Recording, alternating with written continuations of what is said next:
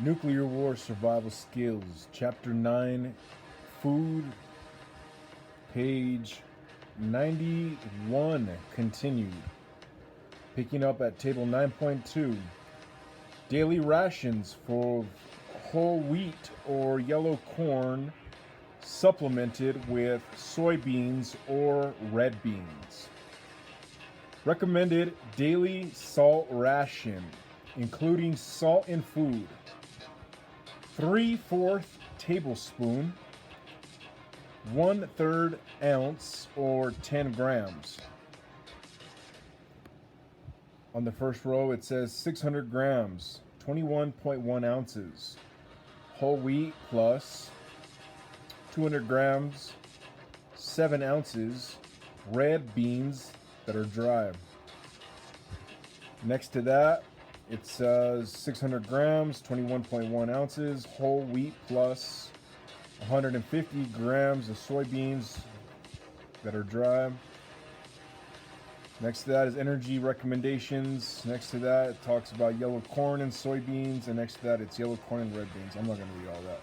But what I will do is do a quick look in case you want to see the whole chart.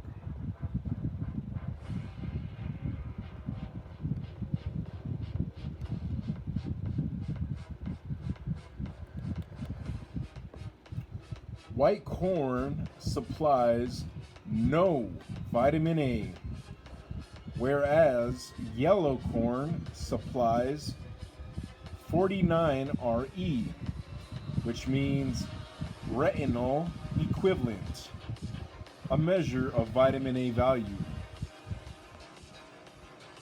Per 100 grams dry weight. Most corn in the United States is yellow corn. If a diet consists or contains animal protein such as meat, eggs, or milk, the recommended protein would be less than 55 grams per day. If all the protein is from milk or eggs, only 41 grams per day is required.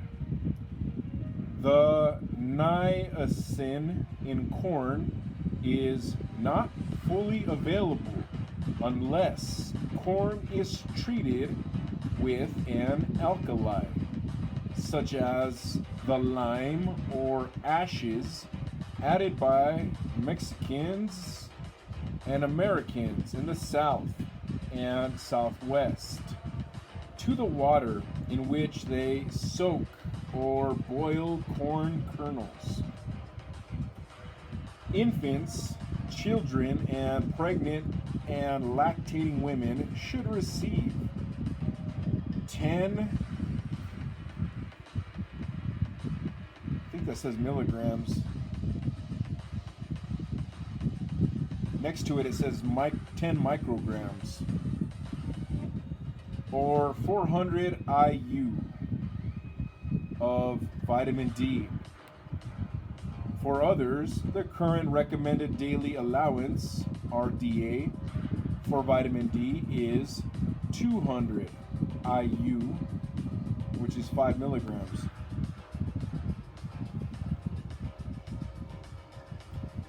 In 1988, I bought 1 kilogram for $18.75, postage paid. An ample daily dose is 25 milligrams, about 0.0009 ounce. 10 grams, about 1/3 ounce, is enough for a whole year for one person who is eating only unsprouted grain and / or other foods providing no vitamin C. 1 gram, 1,000 milligrams of crystalline ascorbic acid is 1/4 teaspoonful. If you do not have a 1/4 teaspoon, put 1 level teaspoonful of the crystals on a piece of paper and divide the little pile into 4 equal parts. Each will be approximately 1,000 milligrams. One of these 1,000 milligram piles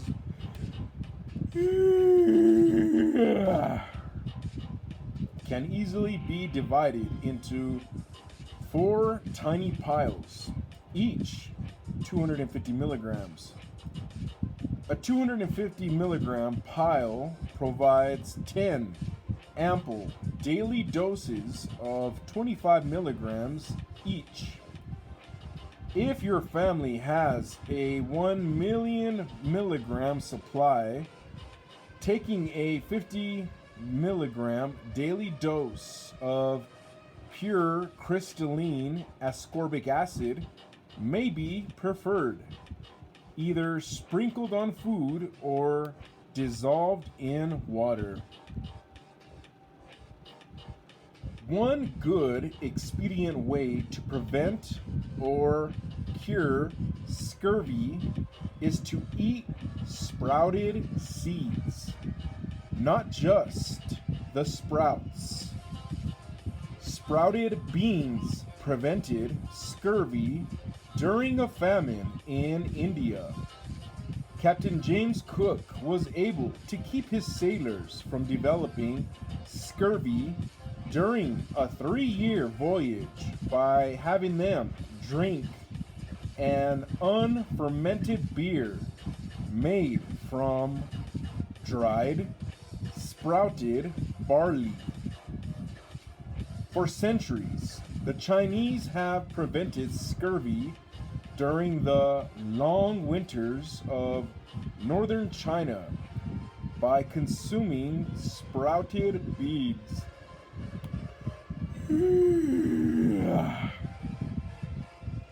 Only 10 milligrams of vitamin C taken each day, 1/5 of the smallest vitamin C tablet, is enough to prevent scurvy. If a little over an ounce, about 30 grams of dry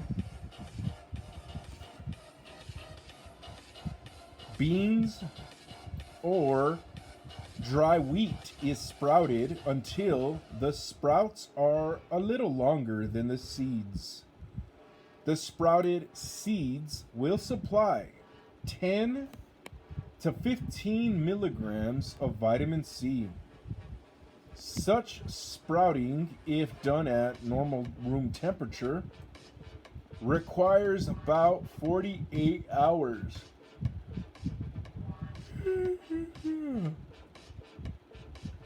To prevent sickness and to make sprouted beans more digestible. The sprouted seeds should be boiled in water for not longer than 2 minutes. Longer cooking will destroy too much vitamin C.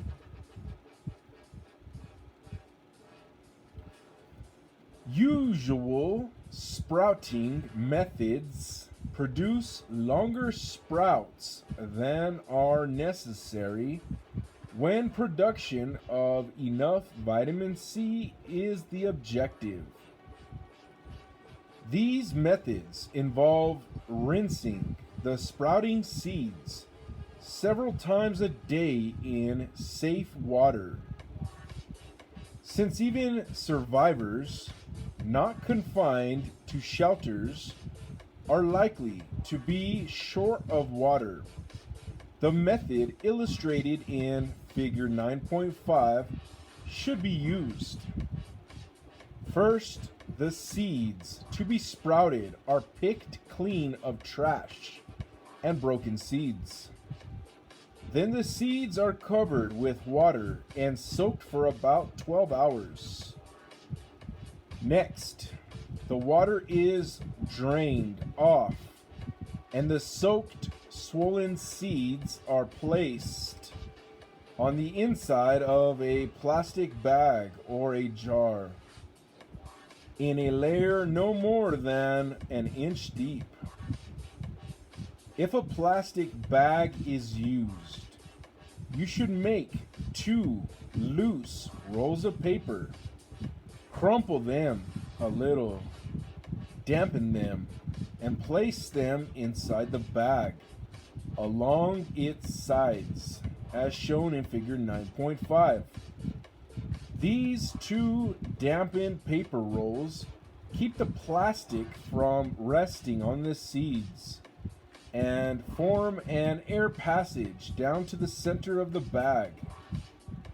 Wet paper should be placed in the mouth of the bag or jar so as to leave an air opening of only about 1 square inch. If this paper is kept moist, the seeds will remain sufficiently damp while receiving enough circulating air to prevent molding. They will sprout sufficiently after about 48 hours at normal room temperature. End of page.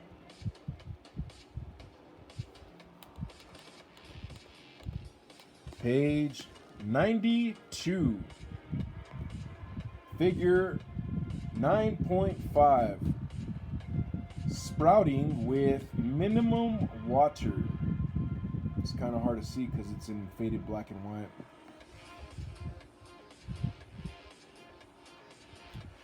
Sprouting seeds also increases their content of riboflavin, niacin, and folic acid. Sprouted beans are more digestible than raw, unsprouted beans, but not as easily digested or nourishing as are sprouted beans that have been boiled or sauteed for a couple of minutes. Sprouting is not a substitute for cooking. Contrary to the claims of some health food publications, sprouting does not increase the protein content of seeds, nor does it improve protein quality. Furthermore, sprouting reduces the caloric value of seeds. The warmth generated by germinating seeds reduces their energy value somewhat as compared to unsprouted seeds. Vitamin A.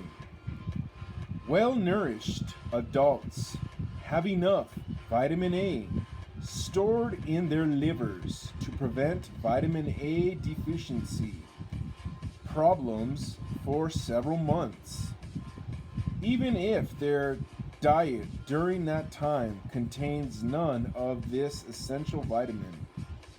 Children would be affected by deficiencies sooner than adults. The first symptom is an inability to see well in dim light. Continuing deficiency causes changes in body tissues in infants and children.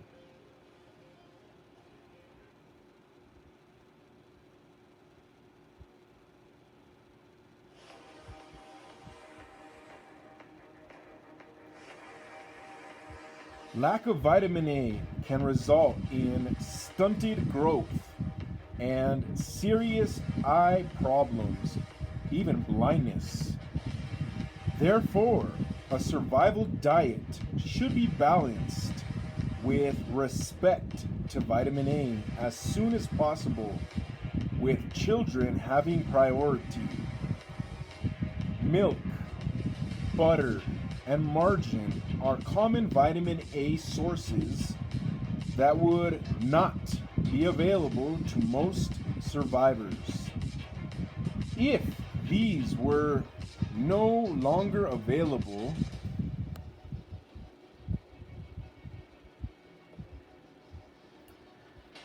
yellow corn, carrots, and green leafy vegetables, including dandelion greens, would be the best sources.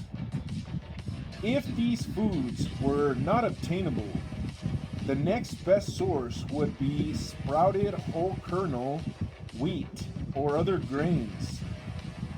If seeds could be sprouted for 3 days in the light so that the sprouts are green, although better than no source, sprouting is not a very satisfactory way to meet vitamin A requirements. The development of fibrous roots makes 3-day sprouted wheat kernels difficult to eat, and one must eat a large amount of seeds with green sprouts and roots to satisfy the recommended daily emergency requirements, up to 5.5 cups of 5-day sprouted alfalfa seeds. Survivors of a nuclear attack would wish they had kept an emergency store of multivitamin pills.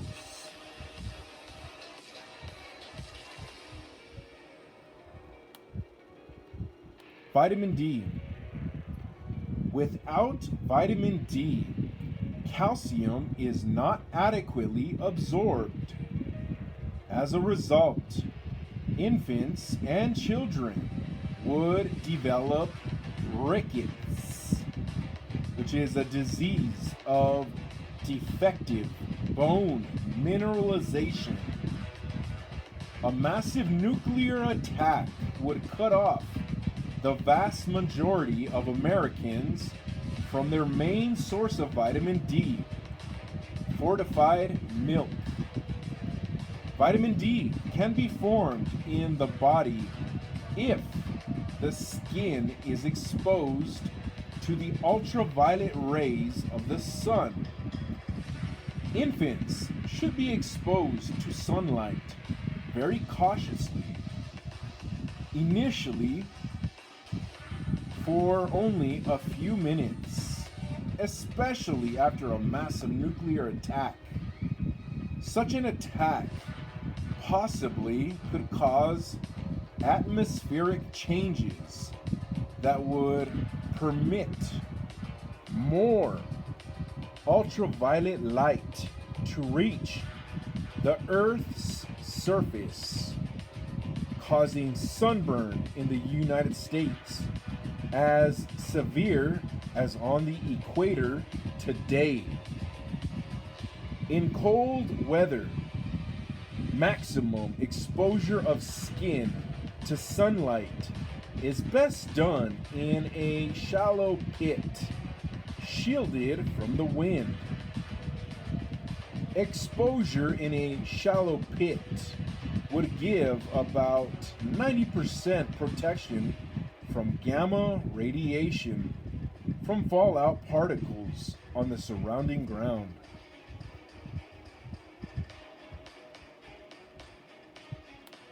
Niacin and calcium. Niacin deficiency causes pellagra. Pellagra, I think that's how you say it. Which is a disease that results in weakness, a rash on skin exposed to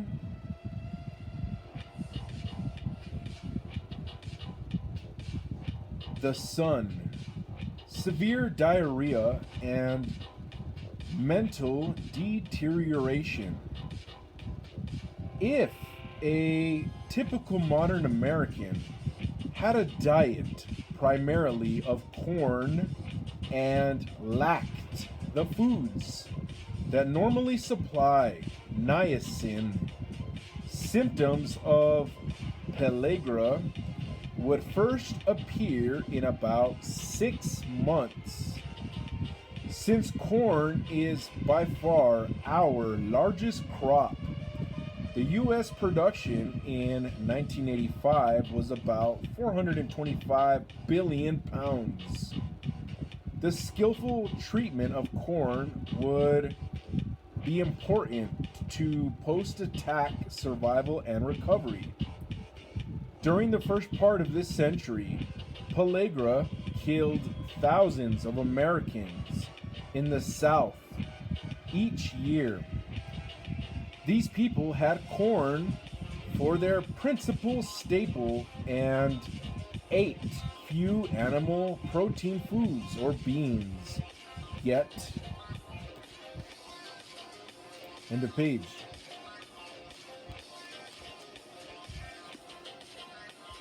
Page 93.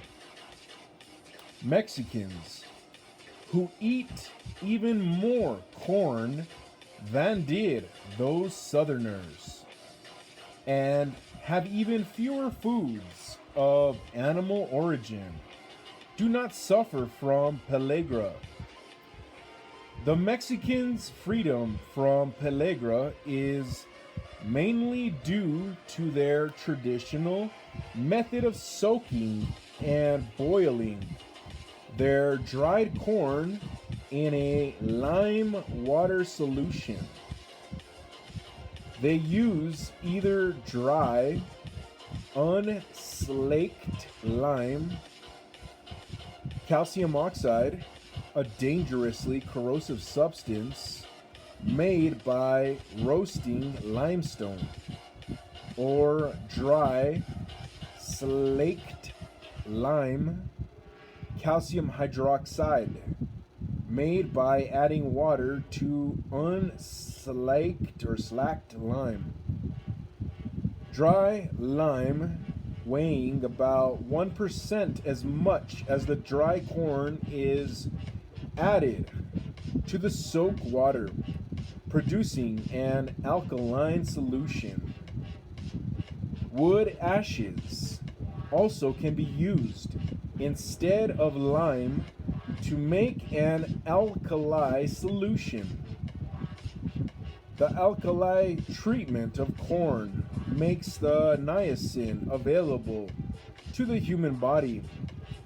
Tables 9.1 and 9.2 show corn as having adequate niacin. However, the niacin in dried corn is not readily available to the body unless the corn has received an alkali treatment. Treating corn with lime has another nutritional advantage. The low calcium content of corn is significantly increased. Fat. The emergency recommendation for fat is slightly over 1 ounce per day, 30 grams of fat or cooking oil. This amount of fat provides only 10% of the calories in the emergency diet, which does not specify a greater amount because fats would be in very short supply after a nuclear attack. This amount is very low when compared to the average diet eaten in this country, in which fat provides about 40% of the calories. It would be difficult for many Americans to consume sufficient calories to maintain normal weight and morale without a higher fat intake. More fat should be made available as soon as possible. Increased fat intake is especially important for young children to provide calories needed for normal growth and development.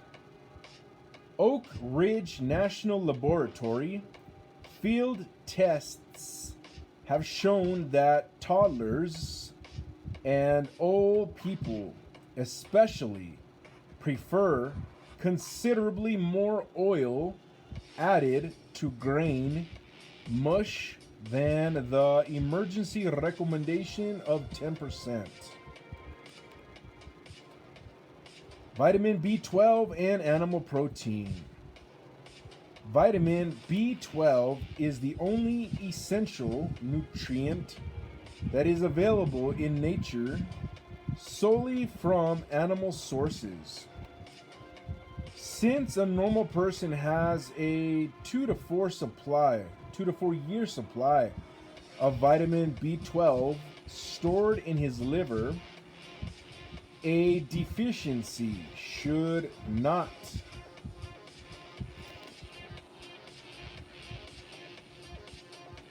develop before enough food of animal origin would again be available. Many adults who are strict vegetarians keep in good health for years without any animal sources of food by using grains and beans together. It is more difficult to maintain normal growth and development in young children on vegetarian diets. When sufficient animal sources of food are available, enough should be provided to supply 7 grams of animal protein daily. This could be provided by about 1.4 ounces, 38 grams, of lean meat, 0.7 ounce, 20 grams, of non-fat dry milk, or 1 medium-sized egg. When supplies are limited, young children should be given priority. Again, a little of these high-grade supplementary protein foods should be eaten with every meal. Iron. Most people live out their lives without benefit of an iron supplement. However, many pregnant and nursing women and some children need supplemental iron to prevent anemia.